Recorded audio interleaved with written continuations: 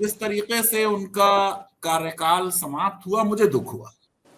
कम से कम उनको एक मौका जरूर मिलना चाहिए था कि वो हाउस में अपने लास्ट डे आते, चाहे इस्तीफा भी देते, मगर ये कि साहब इस्तीफा परसों से लागू होगा, एक उनका फेयरवेल होता, उसमें leader of the house, leader of opposition और जो सीनियर मेंबर्स हैं राज्यसभा के, वो उनके कार्यकाल के बारे में टिप्पणी करते और फिर वो एक प्रॉपर तरीके से फेयरवेल लेके जाते। उनका जिस तरीके से इस्तीफा हुआ, मुझे थोड़ा दुख हुआ है उससे।